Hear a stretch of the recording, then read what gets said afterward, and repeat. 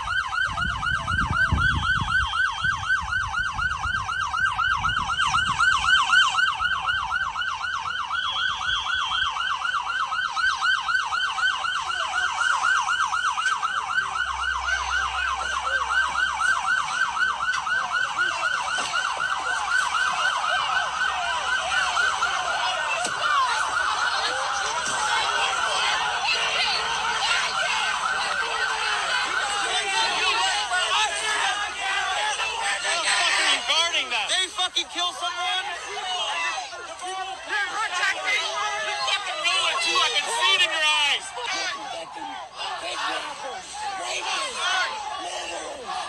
What the fuck is wrong with you? Let you sleep! Let you sleep! You're doing this in your home! This is your home! You go out here! This is your home! And you're doing this in your home! Wow! And guess what? They get to leave!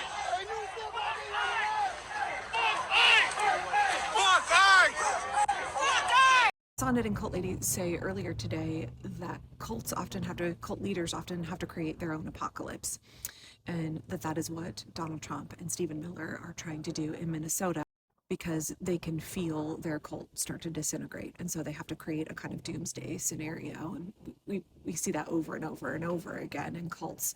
I definitely think that is part of what is happening, but at the same time, I think it definitely also is this extinction burst behavior, which is rooted in the same thing, right? This kind of frantic desperation that you see because they know that it's crumbling. And so, when authoritarian regimes seek to consolidate their power, they're able to do that when they have the support of the people. When there are a majority of people who support what they're doing, when an overwhelming majority of the people are opposed to what the regime is doing and they are willing to take risks. Ordinary people in massive numbers are willing to engage in sustained sacrifice, are willing to take significant risks on behalf of other people. When the regime is incredibly unpopular, when nobody's believing the cult leader anymore, or the cult leader like with Donald Trump on his way out, right? And so the people who are using him, the puppet masters like Stephen Miller behind him, are starting to freak out because they know that their figurehead is about to, right? So they try to clamp down desperately or create these kind of apocalyptic scenarios, which doomers fall into really, really easily because they're like, it's all over, America's over. No, it's not. When I look at the people in Minnesota, I know firmly, more than ever, America is not over. The American people are not going to let America be over. I watched that video and I just thought, once again, Stephen Miller and Donald Trump, they done fucked up. They created they invoked the backlash effect. They are creating all of this energy that you're seeing now. All of these people are activated. All of these people are moving to take action, to defend democracy and defend their neighbors because of the escalation, the rapid escalation of oppression. They turned the water up too quickly on the pot of boiling frogs, and people are aware of what's happening. And it creates that kind of inoculation almost against the violence of the regime. Like, people don't care. What else have we got to lose, right? They're going to brutalize us. They're going to murder us either way. So we might as well stand up for innocent people. We might as well stand up for our country. And as you can see in that video, entirely in nonviolent ways. Disruptive, nonviolent civil disobedience has to be disruptive. Disruptive, but entirely nonviolent. On one of my posts yesterday, where I was encouraging people not to give Stephen Miller what he wants and take the bait and engage in violent rioting, what have you. Someone in my comments from Minnesota said, oh, no, folks in Minneapolis, we understand the assignment. We're engaged in vigils. We're engaged in absolutely effective civil resistance. We know what we're doing here, and we're not going to let y'all down. And so I just want to encourage everybody, continue to look to the people of Minnesota. Look at the courage of ordinary Minnesotans. Those are the folks that are doing the right thing, that understand what we must sacrifice right now, what we must be willing to do right now. They're leaning into their humanity. They're embracing their humanity. They're willing to be exceptionally courageous on behalf of people that they don't even know, and on behalf of the freedom of 340 million people. I don't know. Watching that video, I was like, we're not cooked. America's not over. The regime is cooked. I watched that and I was like, they're fucked. They're absolutely fucked. Someone in the comments said, not only that, our instinct now is to literally run in front of a moving truck for each other. They lost. One of my commenters on Facebook this morning said, fascism dies in community. And my friend Possibility Maven talks about how the greatest, most abundant resource that we have is community, is human connection. And I think what we're seeing right now in Minnesota and across the country is the manifestation of that. It's us recognizing that we can come together and we can do anything, that our priority has to be each other, has to be care for each other.